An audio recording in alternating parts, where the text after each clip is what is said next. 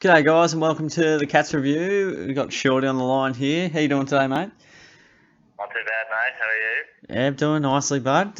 So we watched the game last night. It was the Cats and the Dockers at Domain Stadium where we haven't won for 5 years. And we got the job done last night. We won by 17 points in what was a very unconvincing performance, a terrible display and spectacle of the game by both sides. But we managed to get a win, and that's all that really counts at the moment, as we're in horrible form at the moment. Yeah, absolutely, mate. It certainly wasn't pretty, that's for sure. But when the Dockers got out to sort of that 3-goal mark at stages in the first quarter, and there was, 16 at quarter time, we're sitting around going, gee, this could really unravel and our season could almost be literally done. If you lose to the Dockers over there, it's just season over sort of stuff. And we played like a side that knew what we wanted to do, but just didn't have the confidence to do it. I mean, That was the key word really, last night, mate. what were you going to say, mate? I said that was the key word last night, mate. It was confidence. Yeah, it was. And I probably said it a lot, but it certainly was exactly what I was saying. Just guys, when AFL footballers don't miss those targets, AFL footballers don't fumble that much. That's a confidence issue. We're not that badly skilled, and anyone can hit a handball. That's just when you're out of form without confidence, you think pressure's coming to you. You don't break tackles, you don't back yourself, you think about it too much. And footballers play their best footy when they're playing on instinct, and when you're in form, the game looks easy. When you're out of form, game looks hard. When half your team's out of form, the whole match looks pretty hard. So, Oh, it does. yeah, it wasn't easy to watch, but to our credit, we did muscle our way through it and fight through what was, a bad night really, as far as execution, and managed to get the 4 points, which we just had to do. I mean, is that footy going to win a final? No. Is that footy going to win us a game in the next 2 weeks? No.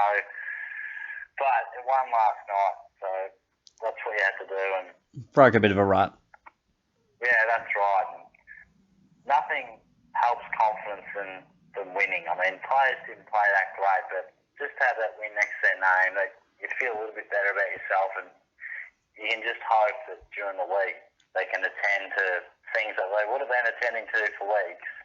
But you just hope that maybe that win, and you just hope player by player they sort of get their confidence back. It's not going to go from last night to the footy that we saw in round one, but No. you sort of hope that gradually those sort of 7, 8, 9 guys that are really badly out of form can pull it back. So it Definitely. keeps us in contention. The North Melbourne Footy Club losing helps us as well. Yeah, crazy. Gee, mate, it certainly wasn't pretty. We did it the hard way, but we did do it. So I think it's, like I said last night, it's one of those ones as a supporter with no control over how they go during the week. You just got to bank the 4 points and go to bed happy. Yeah. Yeah, it was perfect. Yeah, you summed it up to a T last night and said it to the old man. It was just funny how you said it and how he took it. Anyway, mate, delve into a few of the details. Yeah, well, as we've said, confidence, and it was a very hard game to watch. We just didn't have any fluency, and the sense of urgency at times was really found wanting. It didn't really seem like we were there to play, which is staggering. Full of credit to the Dockers. I thought they actually played well without being good. I think their defensive mechanisms and pressure was, really good. But again, it's a game where you'd like to think we'd win by 7 or 8 goals or beyond if we were at our best. But again, I'm at the thought that the Dockers could have won that, and we've got 4 points in a season. It's very tough to get a win every single week. I mean, you just never know. If you come up 5% or a few percent off and the other team's a few percent better than they normally are, then you can find yourself on the wrong end of the result, but we were on the right end of it. So it's about the only positive out of the game is we're back on the winners list and continue to keep on keeping on. struggled in the clearances, at least early on. We always seem to come back with the clearances later on in the piece when we fight our way back. But yeah, it was pretty concerning through that area, and just no real fluency going forward, as I said, mate. Like the forward and midfield cohesion was just terrible. The lack of run off half back is forever a problem. We just have no real line breakers or players that have that dare factor to just kick into the corridor and make that pull the trigger. But again, you've said it, mate, all day. It's a confidence thing at the moment where confidence is high. I'm going to take this risk. I'm going to hit that kick. That's not reactive thinking. So eventually, well, we got there. I thought I was going to make another point just about our movement from the back line, just very slow, and we were dropping marks that were really simple. We're missing tackles. We got pinged for holding the ball so many times that I've never seen us being pinged so many times. Just general poor skill execution, missing easy handballs, just not doing very well under pressure. So there was so much negative out of the game, but the ability for a few individuals to stand up and do well in some key moments, i.e. Dangerfield, Hawkins, was a credit to us. And no, we were good at times, but we didn't play that well, to be honest. But once again, just go to bed happy that you got the win. I mean, there's other teams that have been bottom of the ladder for 5-10 years, so as you've said very heavily, and particularly to the fan bam, you often say we're winning. How will you be when we're losing? When we're down the bottom of the ladder, if that's the case? Like, just got to appreciate what's happening now, and we're winning. So not a good recipe for success at the moment, but you can only take what's coming out at the moment, and you just hope as a supporter that we've just gained some confidence out of it and get back to a bit of better footy. Just hopefully get a bit of momentum. Some of the guys that we've questioned too, like Motlop and Duncan, they were marginally better as well. They weren't great. Their numbers looked okay, but they weren't great, but they were better. Yeah. So, that's what you got to hope for. And even Guthrie, he had a pretty tough night, especially his last 3 quarters were poor, but he was finding the footy, and, he did find a bit better than he had in the past. He looked lost, so you just hope that while he's finding the footy now, he can maybe be cleaner with it. But it's a good point you raised with the run off the back line. It got brought up a bit last night as well, and it's a big problem, I think. In the past, we've talked about the clearance situation, things like that, but the rebound off the back line is huge for us, because if we don't win that centre clearance or a clearance in general, then it's locked in our defensive half. With the modern day press, we really struggle to break through either with leg speed or a real quality kick. So we don't have either of them coming out of the back line.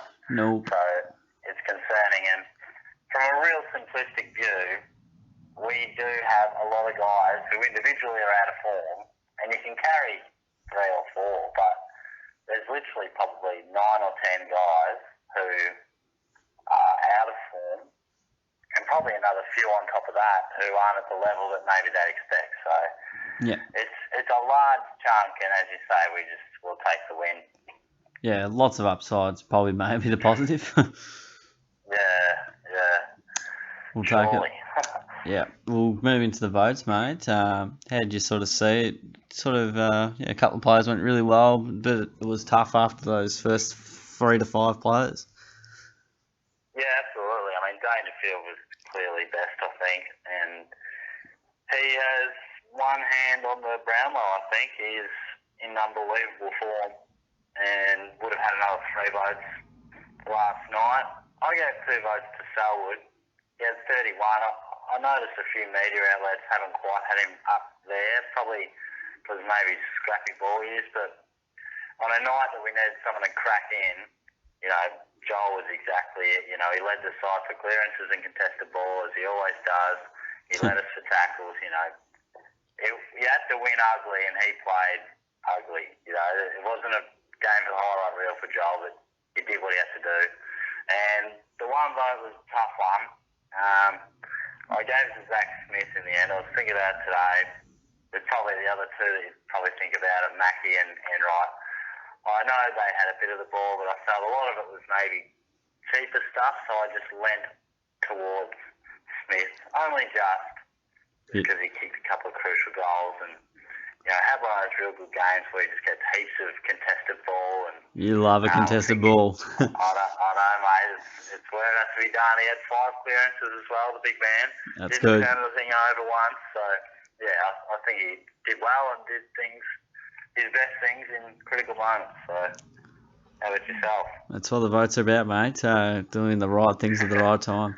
Pretty similar. So we got Danger with the 3 votes. He got 31 touches and got 5 marks, 3 tackles and 4 goals next to his name. Real luxury up forward as well to have him there. I'd love to see him play forward 30% of the game. Most weeks, because he can kick 2 or 3 pretty quickly.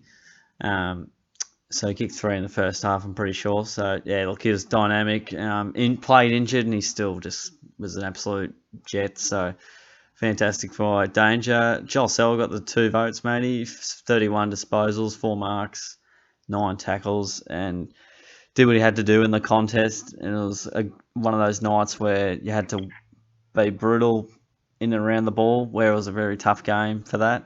And Joel stood up fantastically. So he got the 2, and the 1 I went with Corey Enright. He got 30 disposals, 12 marks, really impressive, and a couple of tackles next to his name. I think he might have made a couple of little blues, got hold of the ball at least once, but I felt he was really steady at times and took some really crucial marks when we sort of needed a general down back to stand up, and I thought he stood up pretty well, and also thought Zach Smith was really good as well. I think more often than not, most of those are contested possessions out of his 13 and really crucial goals, and he had really good hands. So those would be the 4 clear standout players for mine. Yeah, very good, mate. Very good. We're moving on to your favourite segment, though, the chopping block, and it was going to be a huge axing for this week. Not a few changes, we had 3 changes. What do you reckon the match selection committee will think about this week? And also worth mentioning, Lockie Henderson, who got absolutely smashed and concussed. He was probably our best alongside Dangerfield when he went down. So continuing his great form, which was disappointing to see him go down. He started off great. I know it all depends on how they turn up during the week, but a hit like that, it's going to be real hard for him hard to see him playing next week. So we'll go on the proviso that he'll be out. I think probably blokes like, I know Cowan just came in, so you think they give him a bit more of a go, but he was, just okay. He needs to find a bit more of the ball. Murdoch continues to just not do a great deal. So he's been a bit disappointing. Blitzard must be getting, not close to drop, but just must be getting the wind put up him surely, because he's just really not firing a shot at the moment, so it's really disappointing. And look, they're probably the main ones. Hawkins continues to struggle, but there's just no reason you'd drop him. I thought Ruggles and Kolajasny, despite some nice numbers on the stat sheet, were pretty nervy and had tough times, but again, they're probably the best available because we don't have a stack in that sort of mould in the VFL. No, we don't. Speaking of the VFL, Menengola was best of field in a smashing of wherever he won by 111 points. Menengola, best on. Lang kicked 4, so he was second to Menengola. And so that's probably about all you take from the VFL. Selwood played, Holland Smith played, but they're not named in the best. Vardy, same. Clark, same. Clark only kicked the 1, Vardy the 2. So they're not doing too much. No one's really knocking the door down. Menengola's, you could just about bank on him coming in, I'd have to say. You'd surely think they give him a go. As for else, who comes in and who goes out, you'd think they'd probably be patient with this crew. They had a win. They've obviously picked this side because they think it's the best available. We'll just have to wait and see. Like you say, a stack of players knocking the door down in the twos, aside from Menegola, and Lang is thereabouts as well. So, we'll just have to wait and see. But Henderson will be a big loss, considering the Crows forward line, mate. So, we'll, of course, take on the Crows next week, which you'll dive right into. Yeah, no, you summed that one up pretty well, mate. Getting a bit of insight into the VFL as you do. Yeah, we like to do that, mate. Yeah, look, it's such a huge game, and mate, again, I've tipped against the Cats and they've won. They've still not tipped them right since round 8, so can I just keep tipping against them? Yeah, mate, I am prepared to cop that. Perfect, I like it. All right, so yeah, I've got the Crows, Simmons Stadium, and as I'm looking at the tally right now, they've just beaten the Pies by 28 points.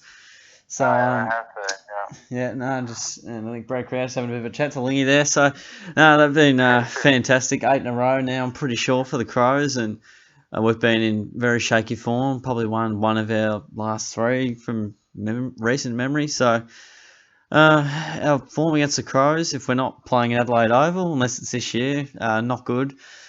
Adelaide, in general, as a state, we've struggled at playing the Crows.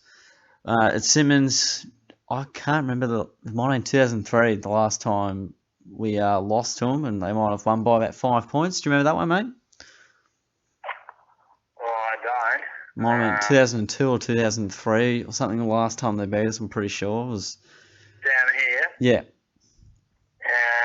does ring a bell. I think Rashedo may have kicked the goal late to sink us, potentially. But yeah, that sounds about right. I was probably there, but yeah, maybe I blanked it out.